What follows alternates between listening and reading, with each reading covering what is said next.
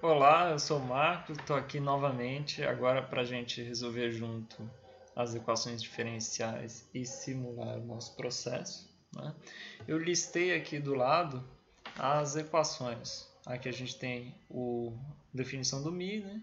A gente tem aqui a equação diferencial que define a variação da massa de células com o tempo e mostrando aqui a inibição pelo substrato. Aqui tá como os pesquisadores Romer e Cantera definiram, o etanol é como substrato, eu passei aqui para a denominação corrente, certo? Vocês podem ver que o dx dt é uma função do x e do s, tá? Aqui a equação de Ludeking-Pirret, né? Mostrando a formação de produto com o termo MP, que representa o quê? Representa a formação de produto não associada ao crescimento, associada às atividades de manutenção celular. Um exemplo são os lactobacilos, que os próprios Ludeking e Pirret usaram no artigo deles, acho que, se não me engano, década de 50, década de 40, em que eles foi o primeiro estudo, tanto que ganhou o nome da equação, mostrando a formação do ácido lático, um produto que tipicamente segue essa cinética aqui, não totalmente associado ao crescimento, tá? E o QP ele é definido como QPx é a variação do produto com o tempo. A gente tem a equação da formação do produto e uma equação análoga aqui que nos dá o consumo de substrato. Você pode ver o coeficiente ms, o que ele representa é o consumo de substrato para as atividades de manutenção celular, ou seja, consumo de substrato que não está associado a fazer as células crescerem, tá? Aí eu listei aqui, em primeiro lugar, a temperatura que nós achamos na primeira parte da tarefa, a temperatura que maximiza a taxa de crescimento celular e o respectivo valor do μ máximo, né? As constantes Km e Ks que foram fornecidas, o ms fornecido, enfim, todos os valores fornecidos estão aqui. Aqui a gente tem um tempo zero, a gente tem um valor de 0,002 gramas por litro inicial de x, e eu vou resolver aqui com vocês o caso da situação que começa com 12 gramas por litro de substrato. Tudo bem? Então, a primeira coisa é nós colocarmos aqui todos os termos das equações, para eles poderem ser referenciados. Tá? Por exemplo, vamos procurar termos aqui que aparentemente não estão. O primeiro deles é o MP. Mas, na verdade, o MP foi dado. Por quê? Porque foi fornecida a informação de que a formação do ácido acético a partir do etanol, catalisado pelo acetobacter, ela é uma cinética associada ao crescimento celular. O que isso significa? Significa que a formação de produto não associado ao crescimento celular é praticamente zero. Então, MP é zero. A segunda informação que nós claramente precisamos são os coeficientes aqui. A gente precisa do yxs, que já foi dado, e do ypx, que aparentemente não foi dado. Mas a gente pode calcular o ypx. Como que a gente vai fazer isso? Bom, se vocês lembrarem, a gente tem que o ypx, o yps,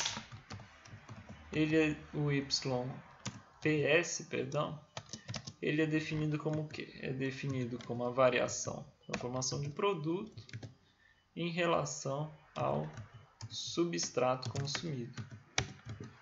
E ele é um coeficiente teórico, o que significa que ele vai ser dado, por exemplo, se todo o produto formado fosse gerado pela conversão do substrato inicial, então qual seria essa relação? Bom, o substrato é o que? O etanol. Se toda a massa de etanol fosse utilizada para formar o ácido acético, seria essa relação. Então ele vai ser a relação entre a massa molar do produto, que é o ácido acético, dividida pela massa molar do etanol. Então a gente tem que o yps ele vai ser o quê? Vai ser a massa molar do ácido acético, né? Molécula CH3COH, que dá 62 gramas por mol, dividido pela massa molar do CH3CH2OH, o etanol, que é 46. Esse é o YPS. Só que o que a gente quer é o YPX. A gente pode, então, utilizar das definições. A gente tem o que? O YPX é a variação do produto em relação à biomassa consumida. Pela regra da cadeia, isso vai ser o quê? Vai ser a relação do produto pelo substrato multiplicada pela relação do substrato pelo produto, certo? E, por outro lado, a gente sabe que a relação do produto pelo substrato, ela é o quê? Ela é o YPS que a gente acabou de calcular. E a relação do substrato pelo produto, ela é o inverso da relação do produto pelo substrato. Ou seja, ela é 1 sobre Y da biomassa pelo substrato, perdão. A relação do substrato pela biomassa é o inverso da biomassa pelo substrato, é o inverso do substrato pela biomassa. Ou seja, vai ser o inverso do YXS que a gente tem, né? Veja só, isso aqui é dP/ds vezes ds dx. Isso que vai dar o quê? Vai dar o dP dx, certo? Então, a gente vai ter que o YPX ele vai ser igual a o YPS dividido pelo YXS. Aí agora nós podemos então resolver as equações todas, certo? Basta o quê? Basta programarmos um método de resolver equações diferenciais. Eu vou utilizar aqui o método de Euler para ser mais simples, inclusive porque a gente tem 3 equações diferenciais acopladas, é bastante coisa e vai ser um pouco trabalhoso. O método de Euler, para quem não lembra, ele fornece o quê? Se você tem aqui uma função f de x y é igual a dy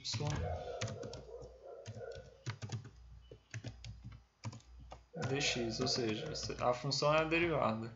Então você vai ter que o yn mais 1 vai ser yn mais o passo h vezes o f de xn yn. O passo h eu vou fixar em meia hora, já que nosso tempo é a gente quer 24 horas de batelada, né? Então vamos começar pelo mi. O mi, né, que é um termo que está presente em todas as partes, ele é dado aqui assim. Ele vai ser o quê? O mi vai ser o mi máximo vezes o x no instante, a gente tem o valor inicial, vezes esse termo aqui que está dentro do colchetes, que vai ser o que? Vai ser o substrato dividido por km, lembrar de sempre fixar as constantes, o substrato mais substrato dividido pela constante de inibição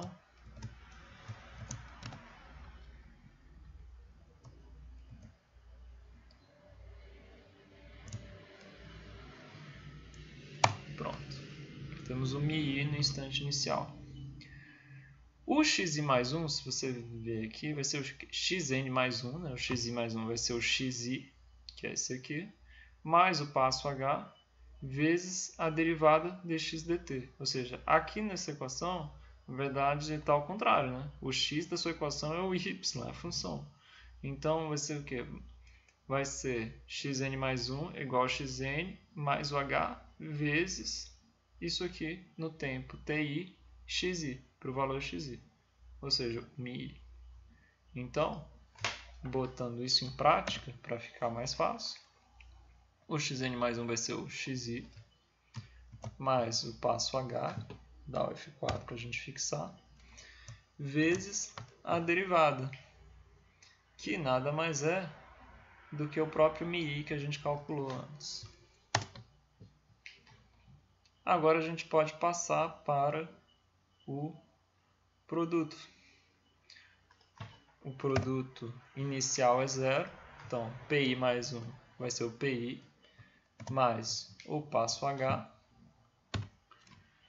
vezes a derivada dp dt, que vai ser o quê? Vai ser o x vezes o ypx, que a gente calculou aqui, da F4, vezes o mi naquele instante, mais o MP, que no caso é 0, mas eu vou colocar para dar um caráter geral. Se você estivesse trabalhando com outra cinética, você poderia usar o mesmo algoritmo.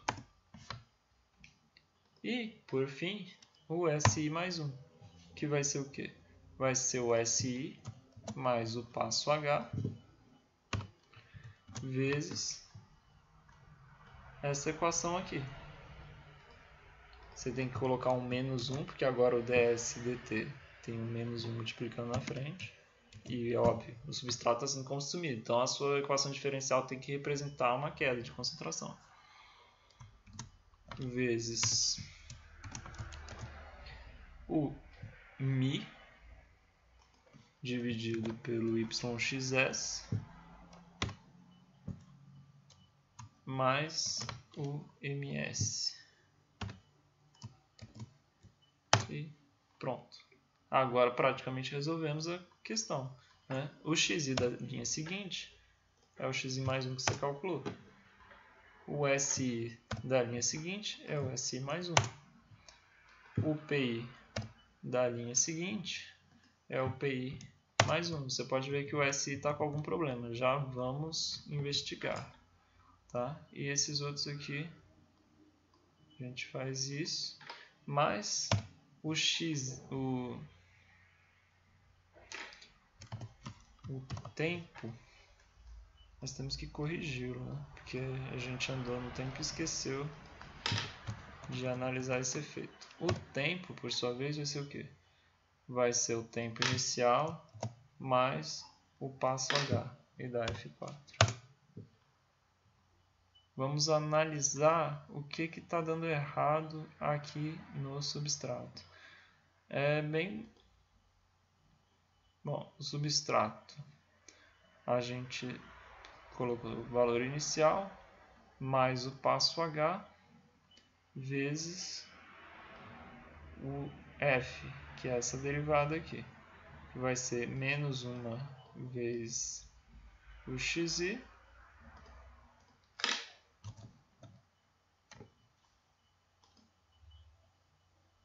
esquecemos de multiplicar pelo x. Foi bem simples. O que importa é que é um erro bem tranquilo de ver. O xi está na célula D2.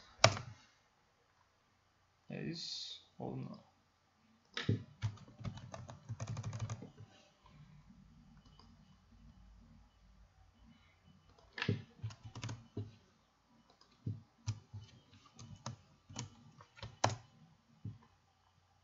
E agora está certo. É só identificar onde que a equação estava com algum problema de...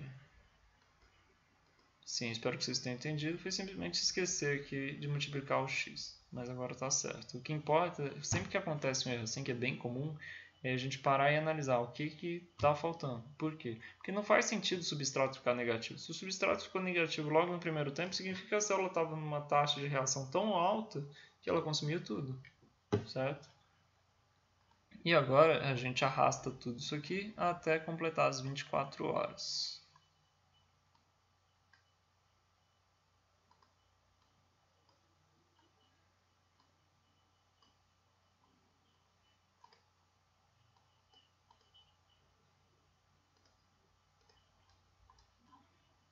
temos aqui o perfil. A gente pode pegar e construir a nossa simulação. Agora a gente não tem ponto experimental, a gente tem essa curva aqui. E o que vai acontecer? Vocês podem perceber que alguns termos têm ordem de grandeza bem diferente dos outros, por isso que você nem consegue ver o gráfico deles. Então, o que a gente vai fazer aqui agora vai ser criar um eixo duplo. A gente clica aqui sobre o eixo, vem aqui em alterar tipo de dados.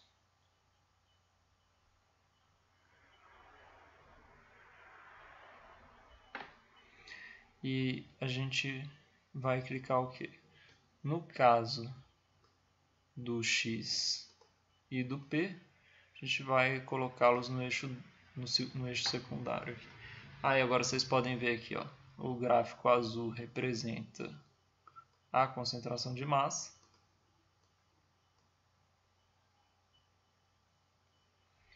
O gráfico aqui é o consumo de substrato. E nós temos junto aqui a formação de produto, que está bem baixa nesse caso, né? O que acontece?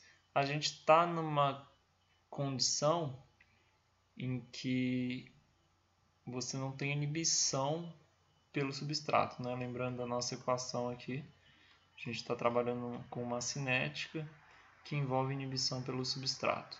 Nesse caso não acontece isso, então o crescimento celular não é inibido. Vocês podem ver que a célula cresce aqui de forma bem consistente.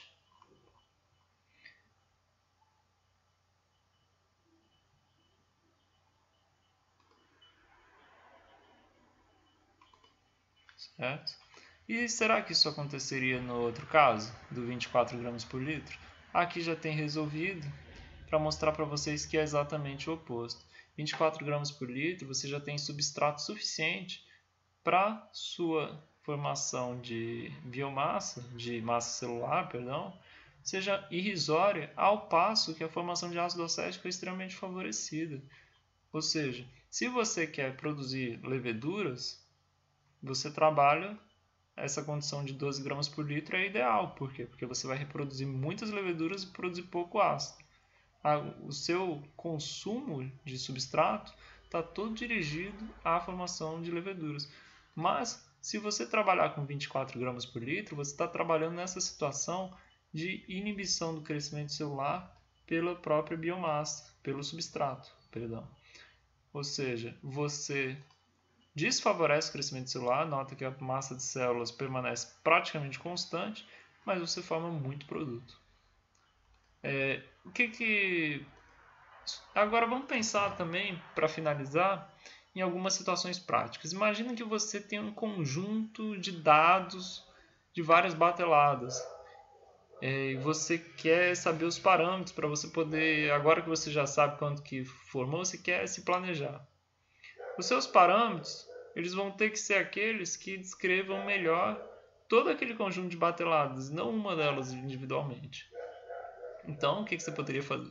Você poderia rodar várias simulações, uma para cada um, tirar a média dos coeficientes que você regrediu. E como que você vai regredir esses coeficientes? Você vai resolver as equações diferenciais simultâneos, como eu mostrei aqui, para os coeficientes. Vai variar os coeficientes aqui, pode ser um processo manual, de modo a encontrar. Existem outras estratégias, por exemplo, você pode utilizar um algoritmo de rede neural para treinar, por exemplo, você tem 5 bateladas, você treina com 4 e com seu algoritmo você valida na quinta. Outra estratégia que eu utilizei na minha conclusão de curso foi o quê? Foi montar um simulador dinâmico. Você tem vários ambientes virtuais para simuladores dinâmicos. Tem o Scilab, que é um gratuito, né, freeware. Tem outros que eu recomendo mais que são pagos. Mas que você pode programar isso aqui direto e você tem uma interface gráfica em que você facilmente muda o parâmetro e roda a equação. E aí você consegue variar os parâmetros de alguma forma e analisar qual seria o perfil esperado, certo? Isso são estratégias para se você se depara com um dado, assim, você não utilizou o método clássico de inferir os parâmetros, mas você tem dados de batelada, como que você, ou batelada alimentada, não sei, como que você pode usar esses dados que você tem para inferir os parâmetros, para regredir os parâmetros? Você tem que resolver as equações diferenciais juntos, analisar os coeficientes e ver quais que estão descrevendo melhor, certo? Da mesma forma, se você quer se planejar, olha só, aqui a gente viu que utilizando essa solução, a gente pode saber, por exemplo, qual concentração inicial de substrato é melhor para a gente ou produzir mais células ou para achar mais produto. E conhecendo o volume do reator, a gente tem aqui as concentrações finais e a gente consegue fazer o balanço de massa final, saber quanto que o reator vai produzir para aquele volume, certo? Bom, espero ter ajudado e é isso, pessoal. Até a próxima.